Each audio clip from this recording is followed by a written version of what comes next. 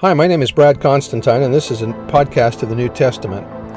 I'll be using as the text the King James Version along with the Joseph Smith translation.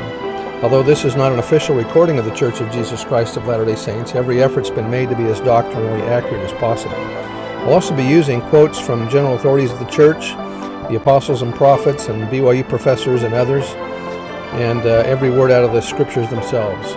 So if you're ready for a really detailed analysis of the New Testament, you've come to the right place. Welcome. Hi there, welcome back. This will be for Acts chapter 24.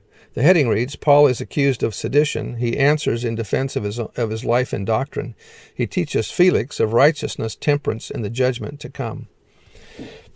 Verse 1, And after 5 days, Ananias the high priest descended with the elders and with a certain orator named Tertullus, who informed the governor against Paul. Now, there's a little something about this Tertullus guy. Ananias and the elders of the Jews who accused Paul brought with them before Felix a certain orator named Tertullus. Tertullus delivered his speech to Felix, and then Paul followed with his account of the events.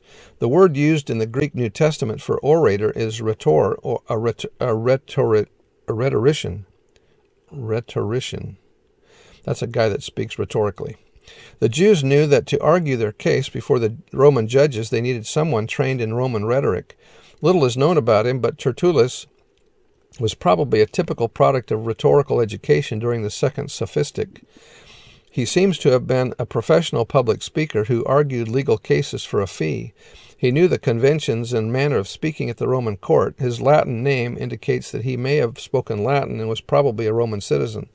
In his speech, Tertullus aligned himself with the leaders of the Jews and claimed to be an eyewitness to the events, but that was probably a rhetorical strategy. Tertullus was a rhetorical hired gun, as Paul implied in his response. Verse 2, And when he was called forth, Tertullus began to accuse him, saying, Seeing that by thee we enjoy great quietness, and that very worthy deeds are done unto this nation by thy providence, we accept it always, and in all places, most noble Felix, with all thankfulness. Notwithstanding that I be not further tedious unto thee, I pray thee that thou wouldst hear us of thy clemency a few words. For we have found this man a pestilent fellow, and a mover of sedition among all the Jews throughout the world, and a ringleader of the sect of the Nazarenes. Early Christians were apparently called Nazarenes, since Paul was accused of being a leader of this sect. Early historians refer to a Christian group as Nazarenes, Christian Jews who neither would nor could give up their Jewish mode of life. Paul taught that the Mosaic law was not binding upon Gentiles or Jews, having been fulfilled by Christ. Later Nazarenes rejected Paul because of this, even though he had been known as a Nazarene during his lifetime. Later Nazarenes were absorbed within Judaism and Christianity by the end of the 5th century. However, the term Nazri or Nazarene remains as the Hebrew word for Christian. That was by Victor Ludlow. Verse 6, Who also hath gone about to profane the temple whom we took, and would have judged according to our law. But the chief captain Lysias came upon us, and with great violence took him away out of our hands, commanding his accusers to come unto thee, by examining of whom thyself mayest take knowledge of all these things whereof we accuse him. And the Jews also assented, saying that these things were so. Then Paul, after that the governor had beckoned unto him to speak, answered, Forasmuch as I know that thou hast been of many years a judge unto this nation, I do the more cheerfully answer for myself, because that thou mayest understand that there are yet but 12 days since I went up to Jerusalem for to worship. And they neither found me in the temple disputing with any man, neither rising up the people, neither in the synagogues nor in the city. Neither can they prove the things whereof they now accuse me. But this I confess unto thee, that after the way which they call heresy, so worship I the God of my fathers, believing all things which are written in the law and in the prophets. We today, or even members of the church, are even called heretics, but we have the true gospel. Verse 15, And have hope toward God, which they themselves also allow, that there shall be a resurrection of the dead, both of the just and unjust. In other words, everybody will be resurrected.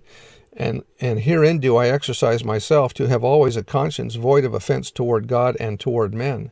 Interestingly, this is almost the verbatim language used by Joseph Smith when he was being taken to Carthage jail 2 or 3 days previous to his assassination.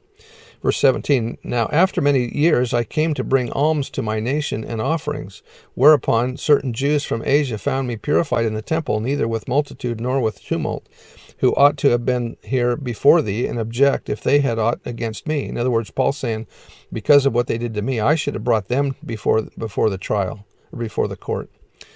Or else let these same here say, if they have found any evil doing in me while I stood before the council, except it be for this one voice that I cried standing among them, touching the resurrection of the dead, I am called in question by you this day. And when Felix heard these things, having more perfect knowledge of that way, he deferred them, and said, When Lysias the chief captain shall come down, I will know the uttermost of your matter. Felix refused to make a decision in the case, saying that he would wait until the chief captain of the military came from Jerusalem to Caesarea. This was a thinly veiled stalling tactic adopted by Felix because he did not want to offend the Jews by making a decision favorable to Paul. Felix's own wife, Drusilla, was a Jewess of the Herod Agrippa family, yet Felix didn't want to turn a Roman citizen whom he knew was innocent over to the Jews in certain death. That was by Robert Matthews. Verse 23, And he commanded a centurion to keep Paul and to let him have liberty, and that he should forbid none of his acquaintance to minister to come unto him. And after certain days, when Felix came with his wife Drusilla, which was a Jewess, he sent for Paul and heard him concerning the faith in Christ. And as he reasoned of righteousness, temperance, and judgment to come, Felix trembled or feared and answered, Go thy way for this time. When I have a convenient season, I will call for thee. He hoped also that money should have been given of him, that he might loose him, wherefore he sent for him the oftener and communed with him. In other words, Felix had hoped that Paul would bribe him for his release. Verse 27, But after 2 years, Porcius Festus came unto Felix's room. And Felix, in other words, Festus replaced Felix. And Felix, willing to show the Jews a pleasure, left Paul bound. Paul's in prison for 2 years awaiting his trial. Bruce R. McConkie said, Without a formal trial to appease the Jews and in hope of receiving money for his release, the Roman governor of Judea, Antonius Felix, kept Paul a prisoner for 2 wearisome years. True, the apostle was thereby protected from the murderous hatred of the Jews and the persecuting zeal of the Sanhedrin. True, he was granted sufficient liberty to write and do some teaching, but nonetheless, as a prisoner in the cause of Christ, he was denied the full missionary privileges of the past quarter century. We must assume that the church did not grow as rapidly and that its members were not perfected as speedily as would have been the case had the great persuasive powers and energies of this mighty proselyter been used to the full during this period. No doubt this experience taught Paul that even he was not indispensable, and perchance his soul was further sanctified by suffering. But with it all, the Lord's apostle was in fact a prisoner, held wickedly and unjustly by the forces of evil, all to the detriment of the work. And that's the end of the chapter, and we will see you next time. Paul will continue to preach. Bye.